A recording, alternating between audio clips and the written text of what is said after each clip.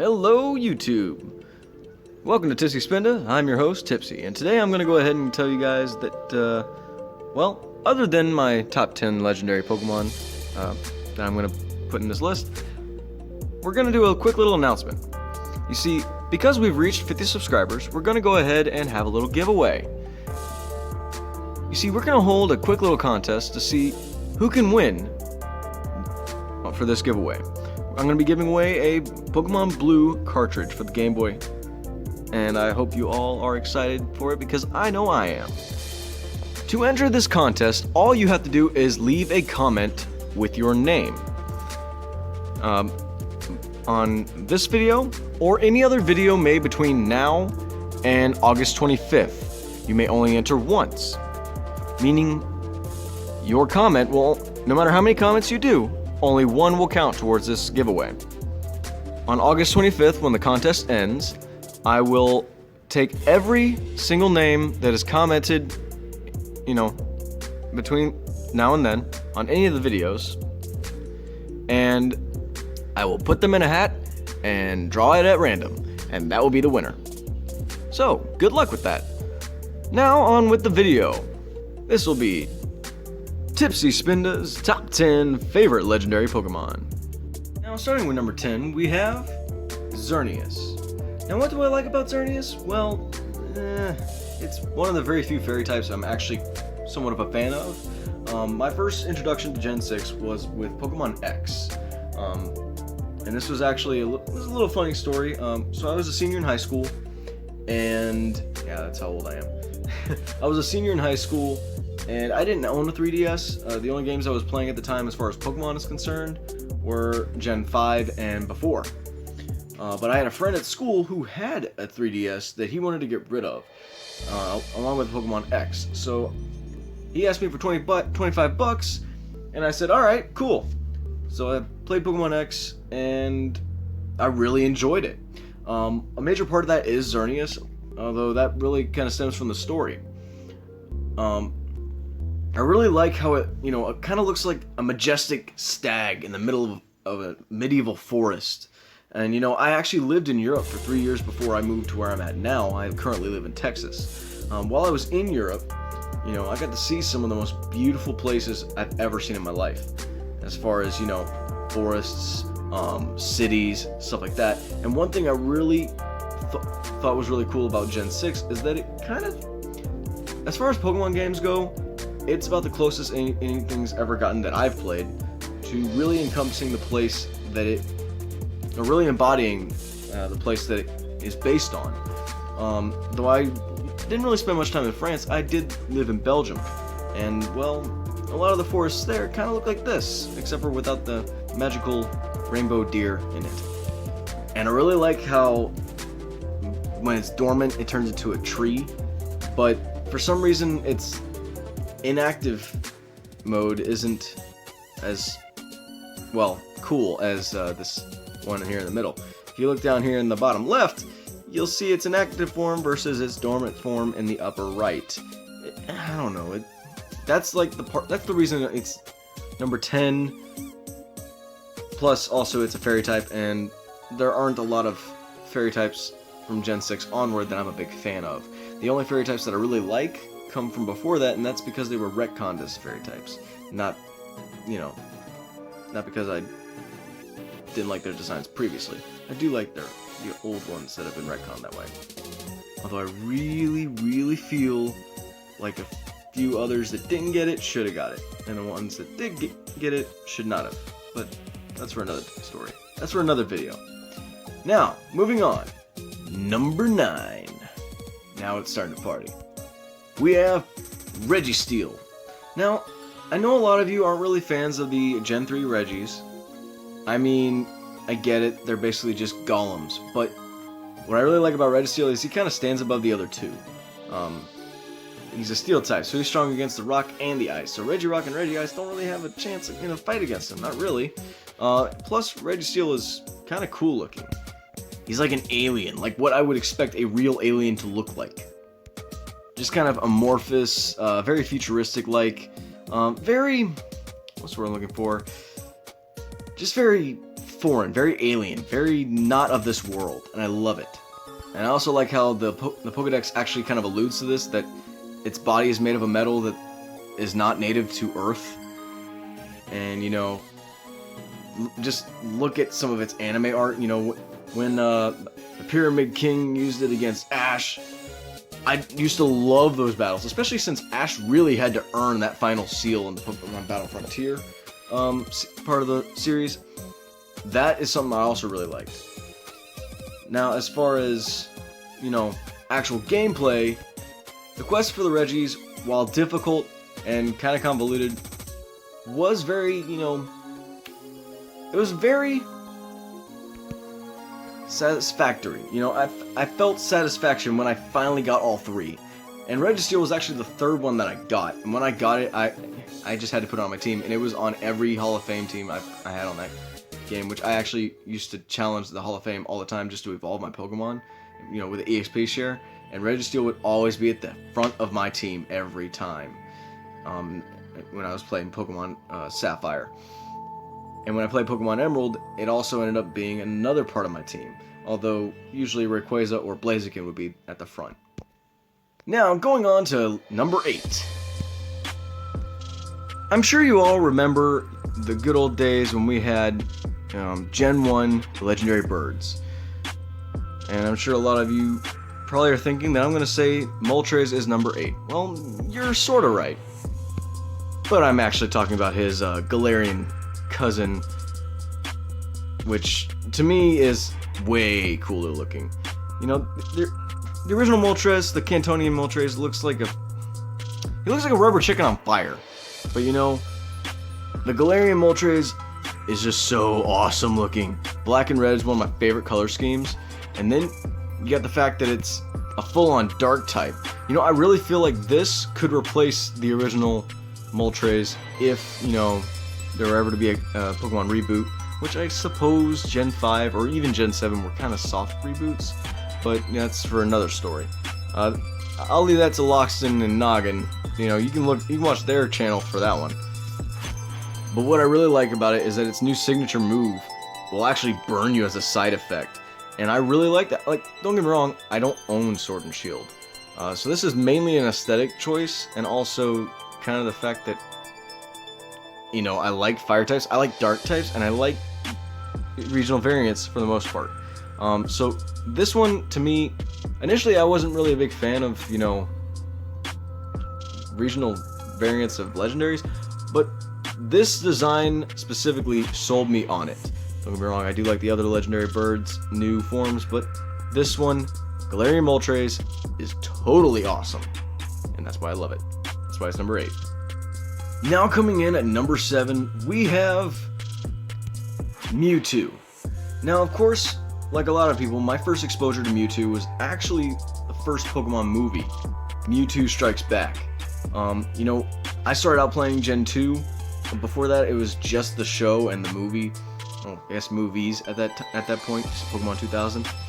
But what really sold me on Mewtwo is just the fact that it could talk in the movie, and I thought it could talk in the game, and I realized that it couldn't, but that was like way later, and I really didn't care, because the fact that I had a Mewtwo was cool enough as it is, or was. I actually didn't catch it with a Master Ball, and I caught it in Pokemon Leaf Green, because that was my first full-on Kanto journey outside of Gen 2. Because of course you go from Johto, Kanto. They had an item for Mewtwo, but they didn't have Mewtwo in that version of Kanto, you know, 3 years after Red's journey. But, you know, I just like Mewtwo based on design, based on the story. You know, he's the clone of Mew, the rarest of all Pokemon, and he ends up being the most powerful Pokemon of all time, at least during that era. Now there's so much debate, it's nuts.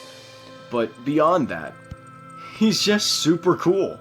And what's even cooler than that is the fact that in Gen 6, he got not 1, but 2 Megas, just like Charizard. Although, I admit, this one's a bit more interesting, just for the mere fact that, I mean, he's a clone of a Pokemon, but he has the ability to Mega Evolve. So my question is, did Team Rocket, the group known for creating Mewtwo, did they create Mega Stones? Or were there already, you know, Mega Stones from before, or did they just happen to pop into existence? Like, can new Mega Stones come about just like the old Mega Stones? Or, you know, what happened? That's something I've always tried to wrap my head around, but still have yet to come up with something for. That said, I like Mewtwo Y better than Mewtwo X, which is why I really had to find someone who had Pokemon Y so I could get Mewtwo and Y, which was really hard to do. Because not a lot of people wanted to give that up. And also, I can never really get over how the world's most powerful Pokemon is also the world's greatest Pokemon master. That's one thing I just love about Mewtwo. There's so much story, so much just awesomeness. I'm using the word awesome quite a bit. I'm sure you noticed. Now on to number 6. This time we're going to look at Gen 4. This one's still nostalgic, but not quite as much. My love for this one came much later.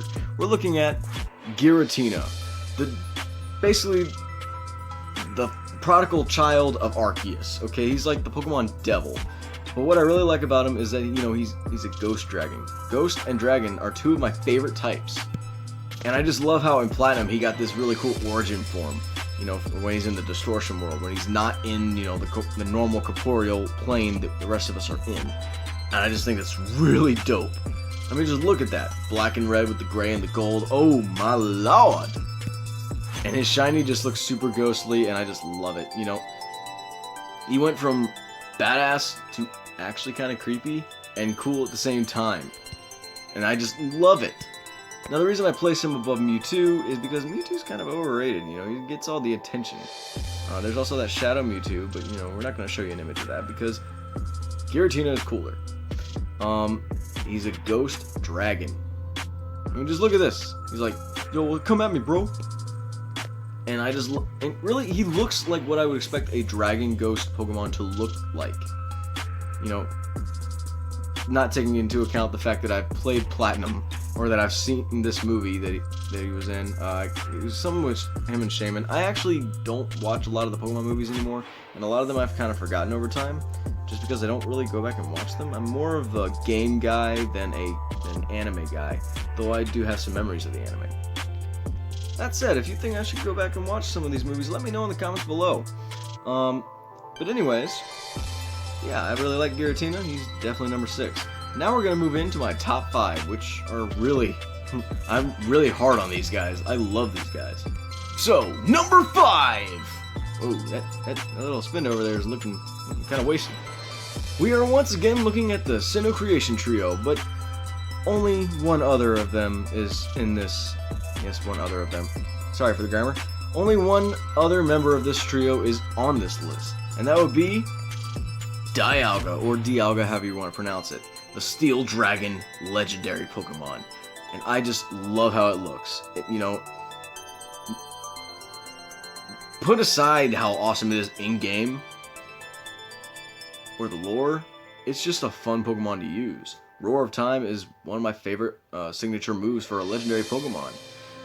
Plus, there's also the fact that in Pokemon Mystery Dungeons that you get Primal Dialga. Yep, that's right, Primal Dialga. He did it first. Groudon and Kyogre can go suck it. Alright, Dialga did it better. Dialga did it first. And I love it. You know, he became essentially the god of an era of darkness where there is no time. And really, that's also what kind of sells me on this, is I really enjoyed Pokemon Mystery Dungeons, Explorers of Time, Darkness, and Sky. Sky especially, that's kind of how the mascot of this channel came about. But Primal Dialga really sold me on that. And I actually have a theory in regards to Primal Reversion that will be coming out sometime within the next couple months. Yeah, I'm that behind. Sorry about that, guys. But it is coming out. It's still in the works. So do stay tuned. But yeah, I love this. A lot of my opinions, I'm sure you guys have noticed, are based on aesthetics. Because if it looks cool, I like it. Even if it's not so strong. But, oh my god. Beating this guy in Mystery Dungeons was so hard. Catching him in Diamond and Platinum was super easy. Just throw a ball at him. Although in Platinum, you know, I just kept throwing Ultra Balls. And in Diamond, just throw a Master Ball. Boom, done. But no, it's an entire ordeal beating him in Mystery Dungeons. Shoot. It's essentially a starter fighting a god. Moving on to number 4. Ooh, he ain't looking so good. We have Lugia. Now, as you guys are probably well aware by this point, I started with Gen 2. Specifically Pokemon Silver version for the Game Boy. I played it on my Game Boy Advance, and it was my favorite game for so long. It's the first video game I ever owned, actually. And you know, Lugia was on the cartridge. I didn't get the box. I got the cartridge. I got it used, and I actually still have it to this day. But what I really like about Lugia, other than, you know, the movie, insert images here, you know, is the fact that it looks freaking awesome. And you know, when I was a kid, all you really heard about for Lugia outside of the movie, you know, when you're playing the game, was it's the Guardian of the Sea, it's the Beast of the World Islands, it's just hiding out in the ocean somewhere. You gotta go find it. There were no internet tutorials that I had access to anyways. I didn't have any book guides. I didn't have anyone to ask to tell me where he was, because none of my friends knew. I had to go out and search for this guy, and that is what I love about Lugia. It's all about nostalgia for me on that one, because, you know, I spent months, not days, not weeks, months trying to find this beast. And when I finally found him, whoo! I got in so much trouble for screaming in the house. I was like, I got a Lugia! Like, just when I found it, not when I caught him, when I got it, when I found it. And when I caught it, which was like a week later, because I couldn't figure out how to catch him, because I didn't have a Master Ball, I had to keep, you know, I kept losing, so I would restart the game, because I had already saved before, I didn't save before catching him, and I would always either lose, or accidentally beat it and couldn't catch it. So what I would do, I would restart the game, and go back and try to catch it again. So, needless to say, I spent a lot of time with Lugia. Both with it on my team, and with trying to get it on the team in the first place. Now for number 3, we're gonna look at Gen 3, most fittingly. Now I know I said Primal Dialga did it better, and that Kyogre and Groudon could go suck it. But at the same time, the second video game I ever owned, as far as Pokemon is concerned, was Pokemon Emerald. And even though Rayquaza was the mascot of the game, I have to say, Groudon is where it's at, okay? You know, when I was a kid, Fire-type was my #1 favorite, and I always, for some reason, thought Groudon was a Fire-type. A lot of that has to do with Team Magma, using some Fire-types, and, you know, they found him in a volcano in Pokemon Emerald. So I always assumed he was a Fire-type until I finally caught him in Pokemon Emerald, which took forever, because it's in the post-game when you catch him. But I always look back fondly of those times, and then, you know, in Gen 6, when he got the Primal reversion, Primal Groudon, oh my lord, I mean, just look at that. It's a thing of beauty. It's terrifying, and yet cool. It's on fire, and it's made of rock, but it looks so cool. And when he actually got the fire typing in that, I was, oh, I'm sure you guys can imagine, I lost my mind. I had almost graduated freaking high school and was losing my mind like a 5-year-old in a candy store, okay? Like, to me, this was it. This was the be-all, end-all, and I was so excited when I got it. You know, Groudon is one thing I'll always look back on fondly. Plus, he's a dinosaur. I like dinosaurs. As a kid, I loved dinosaurs. You know, I still do to this day. I'm sure I've mentioned it several times, you know, in some past videos. Groudon is just so cool, you know? And, you know, this is kind of where the whole idea of the debate between, is Mewtwo still the most powerful Pokemon ever? If Groudon can straight up create continents, and Kyogre can straight up drown them, and Rayquaza can tell both of the other two to go to timeout, you know, is Mewtwo still the strongest? Whether you think so or not, Groudon is definitely a good contender, at least back in the days of Gen 3.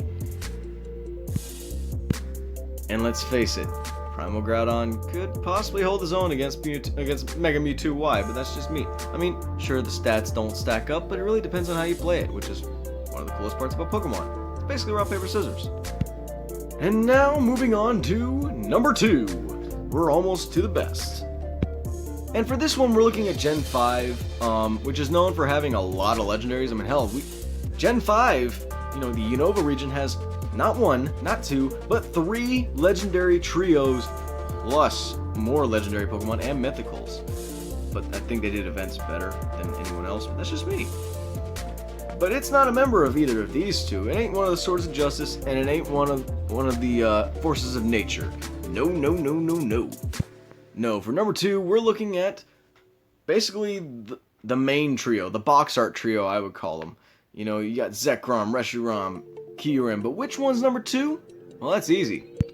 It's gotta be Zekrom. You know, don't get me wrong, I bought Black and White at the same time, okay? I love Black and White. But I had to pick with White just because Zekrom is the box art on White version. And Zekrom is a black dragon. I am a sucker for black dragons, especially with red eyes. Oh my god. Yeah, I was an edgy teen, don't judge me. And the fact that, you know, he's an electric dragon is just super dope. I mean, don't get me wrong, I like fire. I do. I like fire types. But Reshiram is, I don't know, he just ain't cutting it. Zekrom, on the other hand, oh my lord. Now, don't get me wrong, I like Reshiram, but Zekrom is way cooler. You know, Fusion Bolt is one of my favorite moves. And don't even get me started on Bolt Strike. Oh my lord. And the fact that it's really one of 3, and yes, this is fan art, I just found it on Google. The fact that it's one of 3 that used to be one dragon just adds to its, you know, just mystery. It adds to the mystique. It adds to the air of awesome that it has, along with Reshiram and Kyurem. You know, they all used to be one Pokemon. And I'm still waiting for that to happen in maybe some future Gen 5 remakes, or maybe remasters or whatever. I don't know. But I would love to see this. Nintendo, I doubt you're listening, but if you are, please make this a thing. Maybe not this one in particular because it's fan art, but you know, something like this. Let's do it. And when Black and White 2 came out, you know, I had White 2 because I wanted a sequel to White version, but you know I had to get me a Black 2, so I got it on my phone on an emulator. And dude, Black Kyurem is righteous. And now for number 1. My favorite legendary Pokemon of all time. I'm sure you guys can imagine. Heck, I'm sure you guys have probably already guessed.